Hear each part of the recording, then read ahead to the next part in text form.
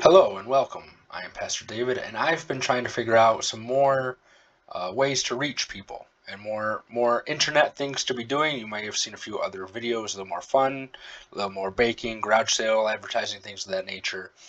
Today, and I think moving forward, I have practiced this and I like it, and I'll continue to get better at it. But today we've got a video Bible study where you are seeing my computer screen right now. I'm speaking to you through my mic. I'm at home. Our internet at church is actually down right now, so I came home to record this. And so you should be seeing all of this. And this is for upcoming Sunday, June 30th, 2024, the sixth Sunday after Pentecost. And yeah, at any point, feel free to pause the video and you can listen to this in your car. You can read it.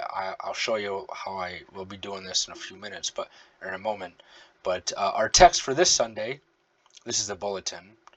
Our text for this Sunday, we've got Lamentations 3, 22 through 33. We've got the epistle right here, 2 Corinthians, selected verse, chapter 8, selected verses. And I will be focusing right now on the Holy Gospel, Mark 5, 21 through 43. This is where Jesus goes. He is requested by Jairus, a Jewish authority, and on the way there, he is interrupted by crowds and this woman who's bleeding a lot, and then Jesus shows up. The girl is dead. He goes in and raises her from the dead. And so the theme for this upcoming Sunday is a power over death. And so with that, let us dive in. So this is the website that I use for all of my Greek study. I'm on the wrong one to start. And so this is what I use to study Greek. It's just Bible Hub, and I quite simply and quite literally type in the Bible verse in the search bar up here. I type in the Bible verse, and I type in Greek afterward, and this is what it is. And I won't go into all the Greek. I'll summarize the important parts, but this is what we'll be doing. So I also have my Mark commentary in front of me on my desk, and so I'll be reading sections of that as well. And I just want to give a brief overview of this text for all of your edification for this upcoming Sunday. And so I will hopefully be doing these Monday or Tuesdays of Sundays that I am preaching for sure, and then we'll see Sundays that I'm not, because Pastor Brandon and I go back and forth. And so the Sundays that I am preaching, I will for sure I want to be doing these, as I think it's helpful to myself and gives you a little bit of insight into my preparation. So these are initial thoughts. This is an overview of the text, unrefined, if you will. And so it won't be as sharp as a sermon. We'll bounce back and forth, a couple of ideas. Feel free to comment thoughts or questions or message me personally if you have thoughts and whatnot. So we are in Mark 5, 21 through 43, I believe. And so remember, in Mark, Mark is very quick and to the point. He says it and he moves on. So there's a lot of action that happens. So let us begin. I will read this in English, and you see the red words there in English. The Greek is above it, and then there's different parts of it. So like different explanations, different words. I might hover over these. Again, feel free to pause at any point. So Mark 5:21. And having passed over, Jesus in the boat again to the other side, was gathered a crowd great to him, and he was beside the sea. Jesus passes over the water again, back to the other side. He just was on the east side of the river, or of the water, and now he passes back to the west side. He is now in Israel again. And so his ministry takes him all over the land, and he's back in Israel. So when he lands, there was a crowd gathered. a great crowd, much, many, often crowd to him. So he lands, there's a crowd, they had heard about him, as we'll read in a moment, but and they gathered. So he lands, and he's got a big welcoming committee right there, which is funny because earlier in the text, I forget where I read it a few minutes ago, but he asked his disciples about not being pressed upon, and here he is, or he will be pressed upon in a moment. So, 22, and comes one of the synagogue rulers named Jairus, and having seen him, falls at the feet of him. So, firstly, with the coming of Jairus, two things should be noted. Firstly, not all Jewish authorities are hostile to Jesus. And second, there's several minor characters throughout Mark and throughout the Gospels. The minor characters often end up exhibiting their insight and faith, and really are the true disciples, if you will. Jairus here shows great amount of faith in Jesus. He falls before him at his feet, and that shows that he respects, he honors the authority of Jesus. It's an acknowledgement of his own inferiority and a major admission of Jesus' authority by one of the synagogue rulers. Important as we continue on. 23, and he, Jairus, begs him, Jesus, much, saying, the little daughter of me at the end is holding, that having come you would lay the hands on her, and that she might be cured, and she shall live. So Jairus makes this plea to Jesus. He begs him. He invites him, he invokes him, and says he wants him to do this, saying to him that my little daughter is at the end, meaning, she's about to die. She's holding on. Come and lay your hands on her so that she might be cured and she shall live. Jairus is showing a great amount of faith here, saying just putting your hands on her and she will live. She'll be cured and live. Important distinction there. Saved and saved, And so, saved and to live, be made alive again. Saved from the disease, but also will live. Important things here. So, let's see if the commentary says anything. So this request of Jesus to lay hands upon the girl, this reveals that Jesus is seen as a traditional healer and not as a trained doctor. He doesn't come to Jesus and say, hey, you got any ibuprofen? You got any medicine you can give her? No. He comes to Jesus and says, just you. I need you to lay your hands on my daughter and she will be saved. You are the healer, which is a good lesson for us to have today. So, 24, and he departed with him, and he was following him, a crowd great, and pressing in on him. This goes back to what I mentioned earlier. So this phrase here, pressing in on him, press on all sides, crowd upon, to compress, really. So they began to compress against him. Jesus was concerned about this in 3. Let me add this. David, you can cut this out if you want. It just shows people how you do this. Mark 3:9. So, down here, and he told his disciples to see that a boat would be ready for him because of the masses, so that they would not crowd him. This was, 2 chapters earlier in Mark? And here we see a boat was prepared, and they landed, and the crowds still pressed against him.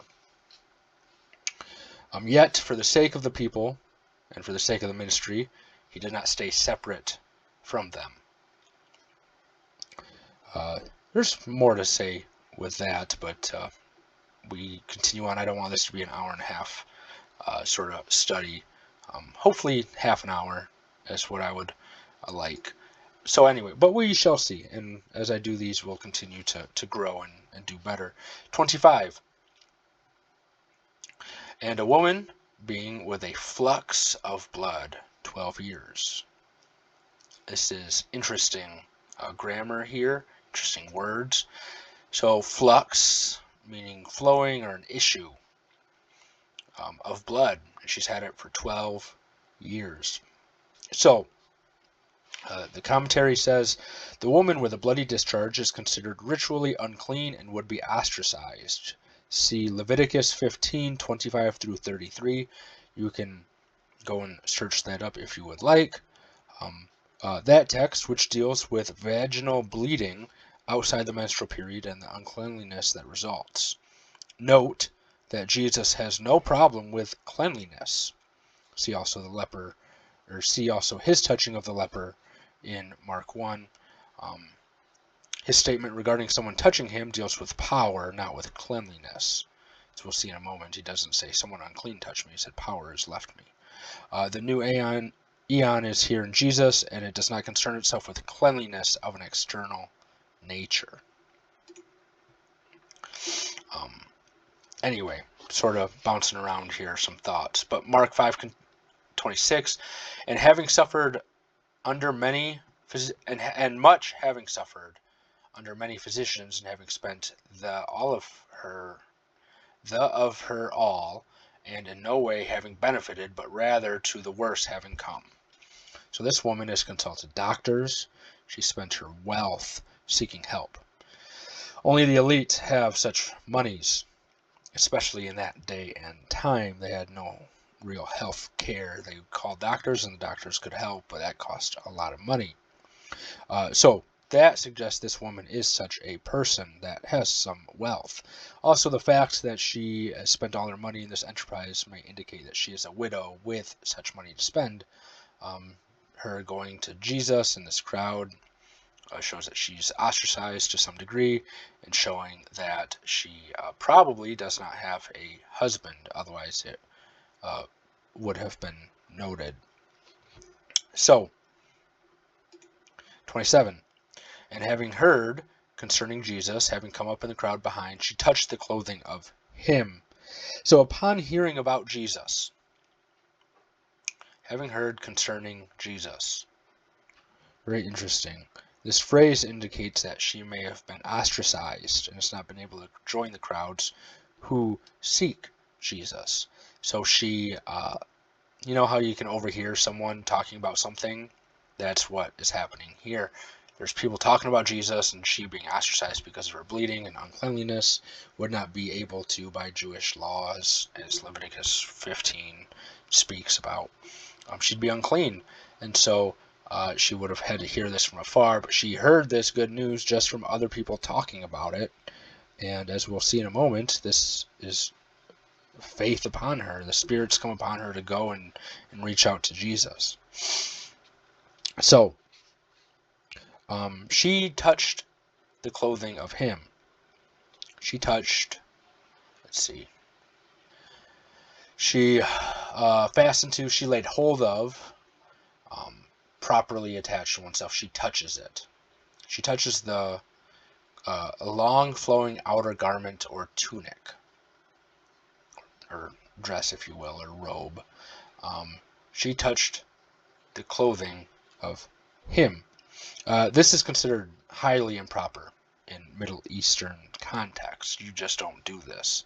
And so for her to touch the clothing is improper, but out of such great faith, she did what the world said was improper, and it was the right thing to do.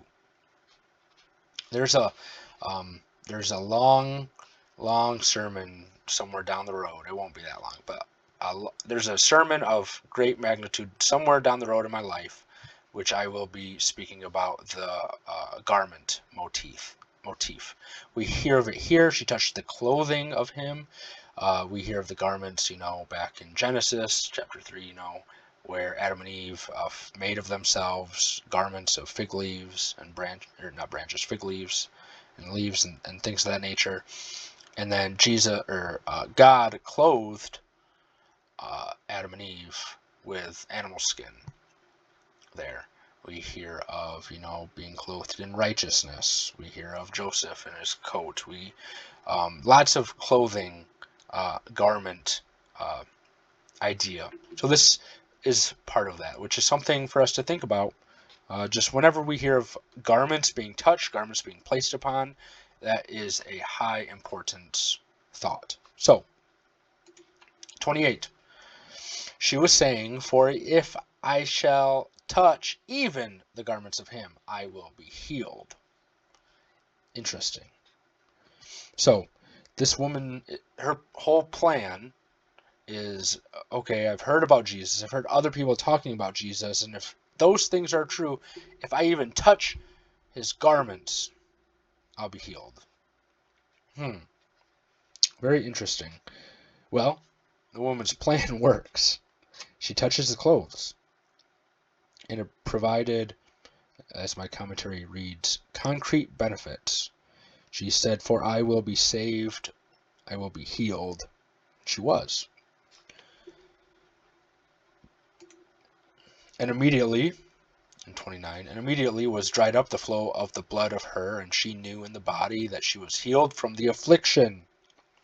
Immediately, her flow of blood dried up. Immediately, as she touched the clothing of Christ, immediately her affliction left her. This indicates that something miraculous has occurred, not a mere psychological change. There's a real, actionable thing that has happened when you come into contact with Christ.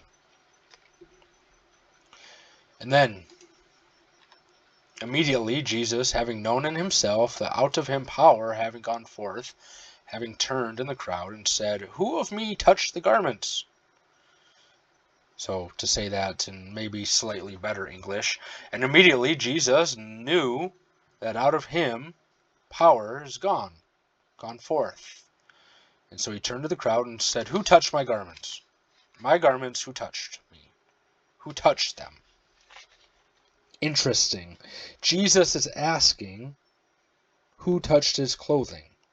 He's seen as fully human here. The disciples interact with him as if he is truly and only a man like one of them. In 31, and were saying to him, the disciples of him, so the disciples were saying to him, "You see the crowd pressing in on you, and you say, 'Who touched me? Who me touched? Who touched me?' You see the situation, don't you, Jesus? Look at all these people. Of course people are touching you." Here in Mark's Gospel, Jesus could not be portrayed in a more human way. So indeed, as I read from my commentary, indeed the image of Jesus, recognizing in himself that power had gone out from him, adds to the humanness and strangeness of the picture. The Lord of creation is saying, "Hey, what the?" and arguing with his disciples. This provides the starkest ambiguity for all who look on, whether they are physically on the scene, they hear about it a few years later, the 1st century AD, or us today are reading about it. It's, what's going on? Aren't you God? How do you not know what is happening? So, this 32, and he was looking around to see the one this having done. He was looking around to see who'd done this. So, the very human and ambiguous, excuse me for that, picture continues with Jesus. He's looking around to see who had touched his clothing, as argued in the note on 532. There's no reason not to believe that he is aware of more than what 530 would suggest. There's no reason to believe, or not to believe, that he's aware of more than what 530 would suggest. Namely, he knows the female has touched him, what her problem's been, what's transpired. So, indeed, this is congruent with an ambiguous picture being crafted here by Mark. Jesus seems to know and not know. Back in Mark 2:8, he knows, but here in Mark 5:30, he seems to not know. He also here, or in Mark 4:41, seems to have all power under his control. Well, here in 5:30, his power seems to be slightly out of his control. His humanity is on full display here. So, 5:33, and the woman, having been frightened and trembling, knowing what had been done to her, came and fell down before him, and he told him all the truth. And the woman, becoming afraid and trembling. Commentary here. Once again, we encounter fearfulness in the presence of the saving activity of God. In the woman's case, given her faith and her willingness to put that faith into action, it is likely that her fear and trembling are also the results of her knowing that the reign and rule of God has actually been implemented in her life, and that the one bringing her the benefits of that reign and rule is none other than Israel's Lord.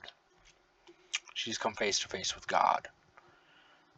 She had this terrible illness, disease, and of 12 years, and in simple outreach of her hand towards the Lord has been healed of that. And so she's frightened. She's trembling.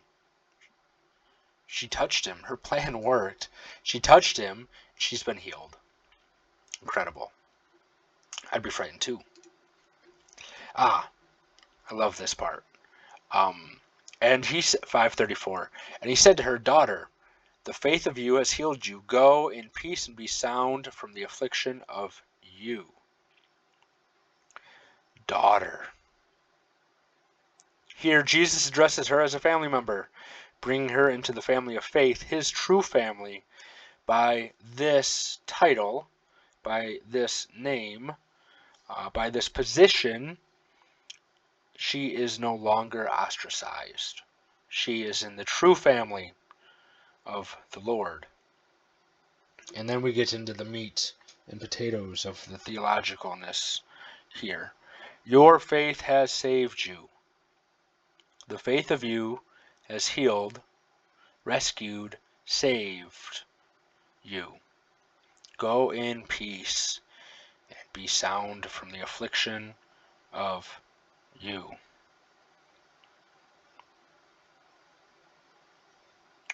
Sozo, or Sesokin here, has healed, has saved. This should not be glossed over lightly. It is the faith that has done the work.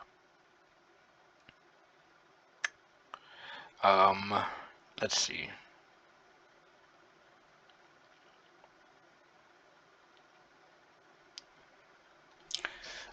So, the healing of the woman and the resurrection of the young daughter constitute both a preview and a foretaste of that eschatological reign and rule which will be fully implemented at the consummation.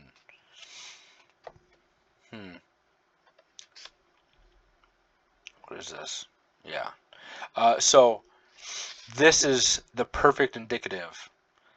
So this is what Jesus says, Sesuken has saved, and you are now saved. The perfect indicative, which means it is done, it's been completed. When he speaks, the woman's faith has brought her under the gracious reign and rule that is already present now in this person and this ministry. And she will remain under the rule and reign, because what she has now with Jesus is of a piece with, is one with, the complete, fully implemented reign and rule that will be present, fully visible on the last day. And as Jesus says, go in peace. She will now go into peace, into the peace of the reign and the rule, which is hers now as a foretaste, and will be hers without remainder at the end of days. Jesus can use the verb sozo, which is save and heal. Excuse me. Whew.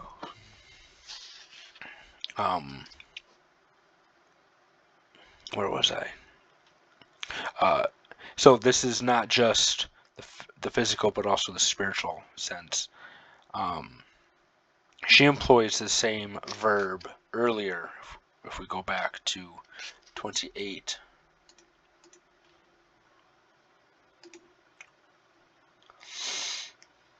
Right here. This is, you see the start in this part? Yeah, this is the passive of that. But this is sozo, I will be healed, I will be saved. Where here it's the perfect, because it's a repeated thing. It's okay. I have a loose grasp on Greek, or I feel like I have a loose grasp on Greek. Anyway, so that word is very important. The phraseology, "your faith has saved you," is uttered by Jesus, is from a human point of view, and it's congruent with Paul's statement in Romans 10. If you believe, you will be saved. In Romans 10:9. So we continue on. There's a lot more to unpack here, but I want to spend 25 minutes. I want to finish unwrapping this and hopefully be done around another 5 minutes. So now we go back to Jairus and his daughter. And you see here it's within this pericope that there is the bleeding woman and Jairus' daughter, two females that are saved, which is interesting. Just make a note of that for your pondering. While yet he is speaking, so when Jesus was talking to the no longer bleeding woman, the new daughter, they come from the ruler's house, the ruler of the synagogue's house, Jairus's, saying, "The daughter of yours is dead. The daughter of you is dead. Why still trouble the teacher?" She died while this was happening. Jairus came out, he fell down, but then this woman interaction happened, which shouldn't have taken that long. So it almost sorry, my nose itched. This almost speaks to, I don't know, just how quick these things happened. It seems like, I don't know, just interesting to me, because the interaction with that woman shouldn't have taken that long. But again, this is Mark, and so there's a lot of speed happening here. So his daughter died. And let's see. There's several things I could say here, but I'm trying to wrap up for today. So Jesus, having heard of the word spoken, he heard the message, says to the ruler of the synagogue, says to Jairus, "Do not fear, only believe." Fear not, believe. Good words, great words. And this interaction here that we're talking about, starting here, there's a delay. Jesus heard back at the start of this in 521, Jairus' daughter, and then he is delayed. Well, that also happens with, this parallels the story of Lazarus in John 11. He's delayed there as well. And then Jesus says, "Fear not, only believe."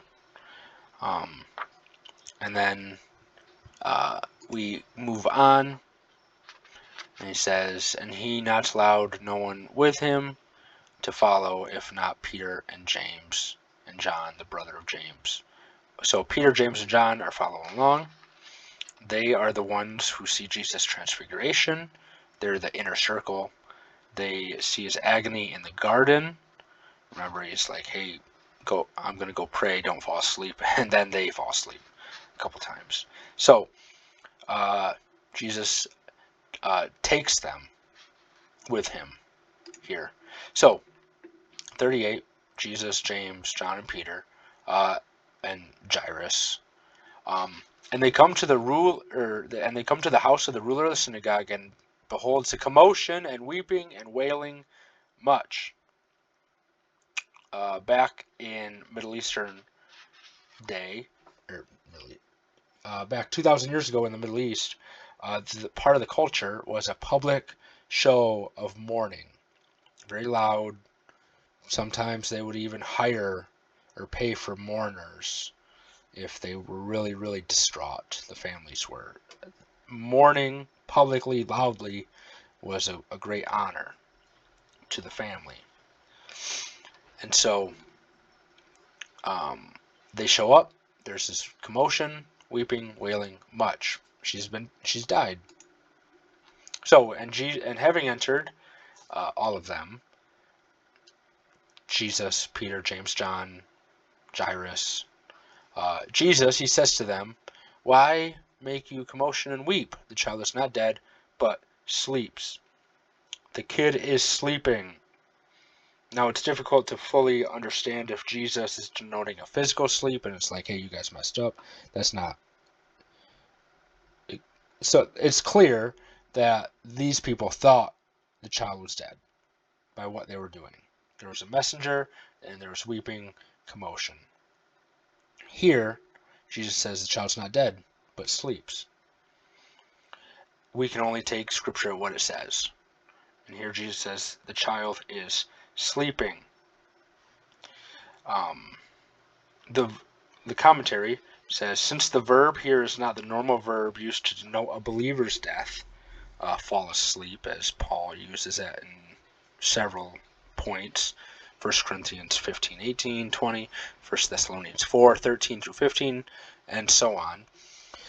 Jesus may be employing it in such parabolic speech as to conceal the meaning from those who do not have eyes to see and ears to hear.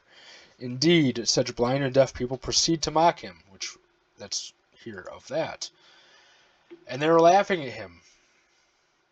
He then, having put out all, takes with him the father of the child and the mother and those with him, and enters in where was the child.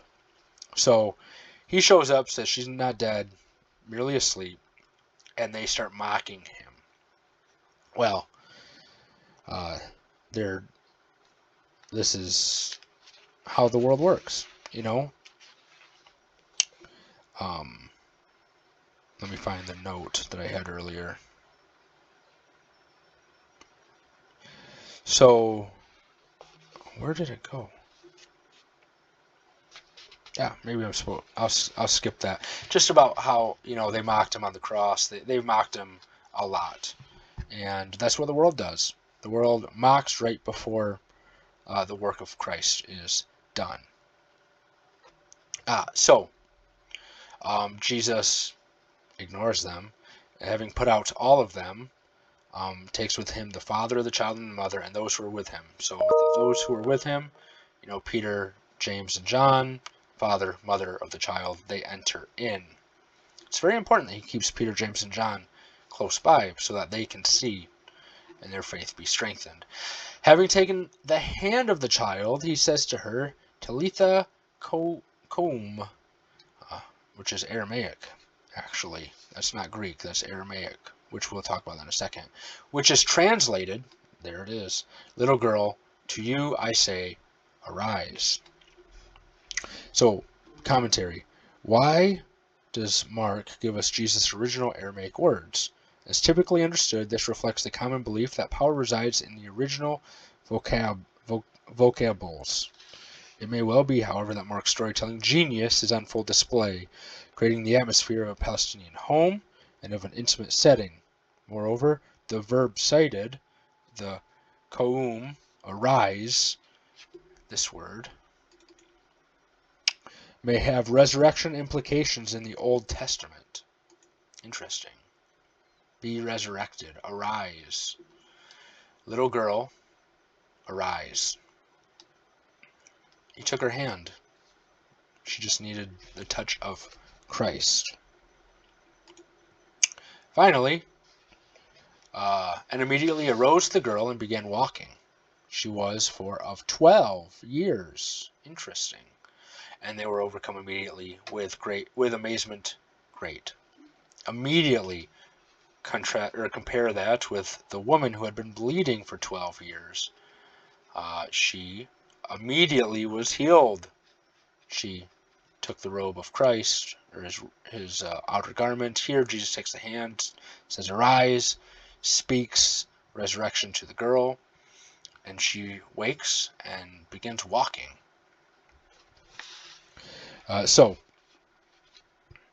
The commentary, and immediately the maiden arose and began to walk around. It is impossible to miss connections to Jesus' resurrection and the final resurrection with the use of both Greek resurrection verbs in this address and description. Jesus' direct command to the girl, her rising and her walking around, bring to mind Lazarus. Same thing. Lazarus, come out. And he came out. Little girl, arise. And she arose. Finally, there we go. And he instructed them strictly that no one should know this. And he commanded to be given to her to eat. Another command to secrecy. Once more, Jesus is back in Israel. Remember that from beginning? He crossed the water from east to west with the thronging crowds and hostile authorities, so his reasons for concealment remain. The command that she be given something to eat indicates the reincorporation of the girl into her family. Note the connection to 534, when the woman is addressed as daughter, as she is reincorporated into the family of Jesus. So that's the text. There's a lot more to say. There's a lot more to think about. The final thing I want to leave you with is a brief reading of my commentary at the end, one of the concluding points that it makes. And then I'll pray and we'll be done. If you have any questions, feel free to comment those or message me. These miracles of Jesus' early ministry are not simply wonder works. They are clear manifestations of the new eon and its new eschatological characteristics. The intercalation of the story of the two females is striking but differs in some ways from other such sandwich constructions. Here it seems as if the central action does not illuminate the action of the outer envelope. Should not the resurrection cast light upon the healing, saying thereby that the healing is a manifestation of the new life made possible only when death is overcome? Perhaps, but Mark should not be second-guessed. The key to this text appears to be Jesus' statement, "Your faith has saved you. Go in peace." There's a lot more to say, but I think I'll end it. Let's end it with this. So, the faith in Jesus is key to entering into and being under the reign and rule of God. And second, that full salvation is what Jesus and his gracious deeds are all about. Jesus is not a magician exerting power in this world or a mere healer, what the thronging crowds see him to be. Rather, Jesus is the very Lord of Israel, comes to bring his people and all peoples already now in human history all the blessings of the new creation, which will be manifested without remainder at the end of time. Blessings that can be characterized as salvation issuing in peace. And his people respond to him in faith. Such salvation and such peace made one's own by faith can be seen in the bleeding woman, and through this narrative they are to be understood as characterizing Jairus and his resurrected daughter in precisely the same way. Jesus saves through faith. Amen. If you've enjoyed this, if this is something that's great, please let me know. I can do it differently. I didn't have my camera on today for my face because, well, I'm at home and it's a little bit of a mess right now. If that's something that would be helpful, let me know. I love great feedback, and so I hope that this has been a benefit to you. We're at 39 minutes. Hey, amen. Have a blessed one. Peace, the Lord be with you. Amen.